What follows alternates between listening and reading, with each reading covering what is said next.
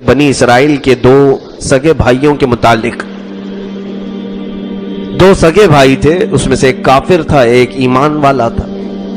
ایک اللہ کی عبادت کرتا تھا صبح شام، اور دوسرا تھا کہ وہ بتوں کی پوجا کرتا تھا. لیکن دونوں کے مال میں بڑا فرق تھا. یہ بہت عبرت والی چیز ہے. دونوں مچھلیاں پکڑنے کا کام کرتے تھے. مچھلیاں پکڑنے کے لیے جب سمندر میں جال ڈالتے، اس کافر کی جال میں سینکڑوں مچھلیاں آتی تھی اور اس مومن کی جال میں ایک یا دو مچھلیاں آتی تھی. کبھی جال میں مچھلی نہیں آتی. وہی دو مچھلی لے کر کے شام میں بیچ کر گھر آتا تو کبھی 1 درہم ملتا تھا، کبھی آدھا درہم ملتا، اور اس کے ہاں سینکڑوں درہم. گھر بھی عالی شان، اور اس کے ہاں کھانوں کے طرح طرح طبق سجتے تھے، اور یہ فاقہ کشی میں زندگی گزارتا تھا. ایمان والا تھا. بہت سارے لوگ کہتے ہیں نا، ہم تو نماز پڑھتے ہیں پھر بھی ہمارے پاس کچھ بھی نہیں ہے. کیا تم نماز کچھ بھی حاصل کرنے کے لیے پڑھتے ہو یا اللہ کی رضا کے لیے پڑھتے ہو؟ اگر تمہارے دل میں یہ ہے کہ میں نماز اس لیے پڑھ رہا ہوں کہ مالدار ہو جاؤں، تو پھر تم تو سودا کرنے کے لیے آ رہے ہو. عزیزان گرامی، رب تبارک و تعالیٰ دے تو بھی اس کے لیے سجدہ ہے، نہ دے تو بھی اسی کی عبادت ہے. ہم نے کہا لا الہ الا اللہ، اللہ کے سوا کوئی معبود نہیں.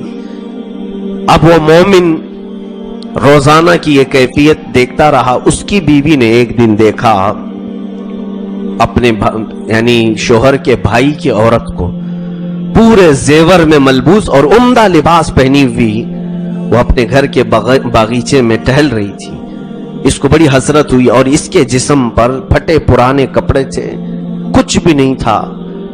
دیکھ کر کے رونے لگی تو اس کی بھائی کی عورت اس کو بلاتی اور کہتی ہے، دیکھ میرے شوہر کے ہاں کتنی خیر برکت ہے، کتنا مال ہے، اس نے مجھے مال میں لاد دیا ہے. جا تیرے شوہر سے بھی کہہ کہ وہ بھی میرے شوہر کے خدا کی ہی عبادت کرے. تیرا شوہر کسی نہ دکھنے والے خدا کی عبادت کرتا ہے. میرا شوہر جن بتوں کی عبادت کرتا ہے انہی بتوں کے سامنے تو بھی جھک اور تیرے شوہر کو بھی کہے. دیکھ تیرے گھر میں بھی ایسی ہی مال کی بہت زیادہ فراوانی ہوگی. وہ آئی شام میں، جب مومن شوہر اس کا آیا، اس سے کہنے لگی کہ اب یہ فاقہ کشی مجھ سے نہیں ہو سکتی، برداشت نہیں ہو پائے گی. ایک کام کرو، تم مجھے طلاق دے دو، میں نکلتی ہوں. یا تو پھر میری دوسری شرط یہ ہے کہ تمہارا بھائی جس خدا کی عبادت کرتا ہے تم بھی اسی کی عبادت کرو. اس ایمان والے نے کہا، ہائے افسوس، ایمان کے بعد تو کفر کی کیسی باتیں کر رہی ہے. ایمان تیرے دل میں آیا ہے اور تجھے اللہ نے ہدایت دی، پھر کفر کی طرف لوٹنے کی کیسی بات کر رہی. کہا نہیں، وہی حقیقت ہے. دیکھتے نہیں اس کے گھر میں مال کی ریل پیل ایسی ہے کہ وہ سونے میں زیورات میں ملبوس ہے. ہمارے گھر میں فاقہ پہ فاقہ ہے. اس نے بہت سمجھانے کی کوشش کی مگر وہ عورت نہ سمجھی. آخر میں اس نے ایک وعدہ کیا کہ دیکھ میں کل سے دوسری مزدوری کروں گا، کام کاج کروں گا، کوئی نہ کوئی محنت مزدوری کر کے روزانہ تجھے 2 درہم دے دیا کروں گا، جس سے تو اچھے کپڑے پہن لے اور کھانا پانی جیسا تجھے پسند ہے. وہ عورت راضی ہو گئی. 2 درہم اس زمانے میں کافی تھے، چاندی کے درہم ہوتے تھے. دوسرے دن یہ شخص آیا، بنی اسرائیل کا، اسرائیلی مومن تھا. یہ موسیٰ علیہ السلام پر ایمان رکھتا تھا. یہ مزدوری کے لیے پورے شہر میں چکر لگاتا رہا، کوئی اس کو اپنی مزدوری پہ نہیں رکھا، کوئی کام پہ نہیں رکھا کہ نہیں ہمارے پاس کام نہیں. یہ ایمان والوں کی آزمائش. جب کوئی حلال کھانا چاہے تو وہ سخت ترین لمحات سے بھی گزارا جاتا ہے، اور جتنا صبر کرو گے اتنے مقامات بلند ہوتے جائیں گے. یہ ڈھونڈتا رہا، مزدوری کہیں نہیں ملی.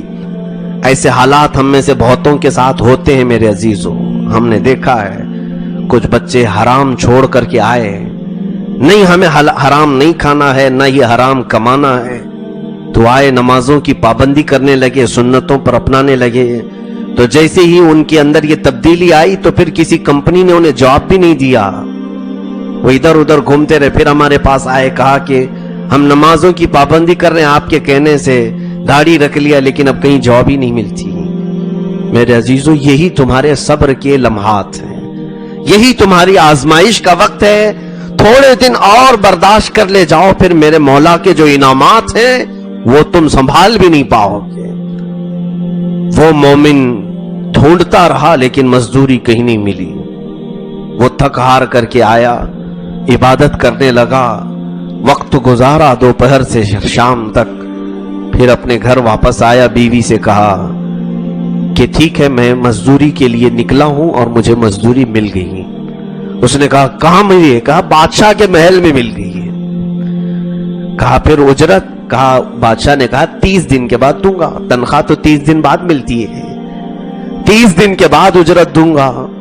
बीवी सब्र करने लग गई, ठीक है 30 दिन। ये 30 दिन तक नहीं बल्कि 29 दिन तक तलाश करता रहा, इसे मजदूरी नहीं मिली। हर दिन इधर उधर जाता और मायूस वापस लौटता और फिर मस्जिद में बैठ जाता, रब्बे जुल जलाल को पुकारता। 30वें दिन ऐसा हुआ कि एक यहूदी शख्स उससे मुलाकात हुई।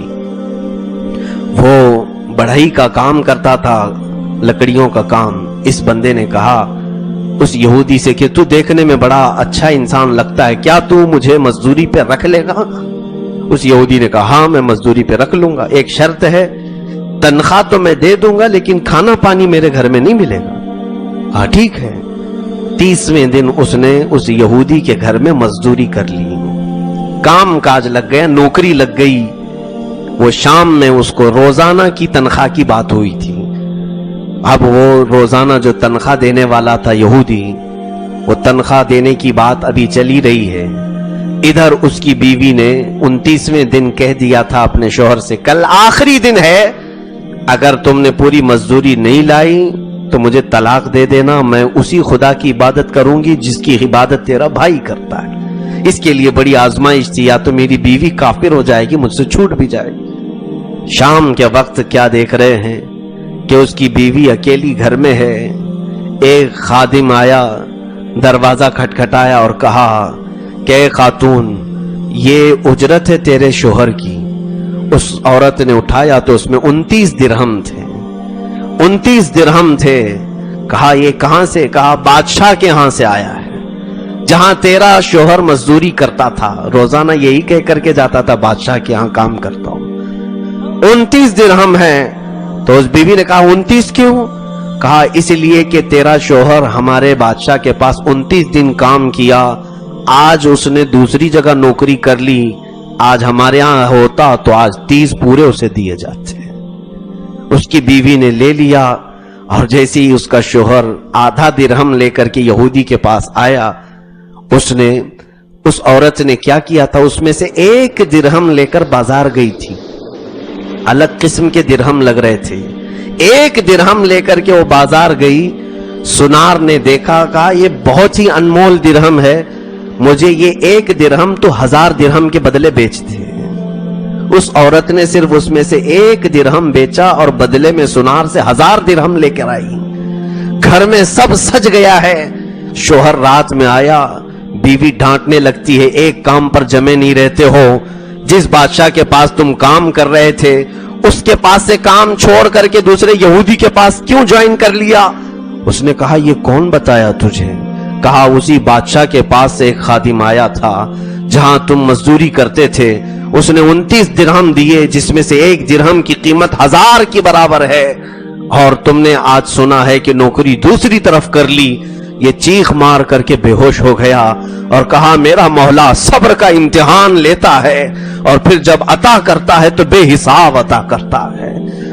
मेरे अजीजों, यहां पर रब्बे जुल जलाल आजमाइशों में डालेगा जरूर। तुम्हारे ईमान का इम्तिहान है, तुम्हारे सब्र का इम्तिहान है।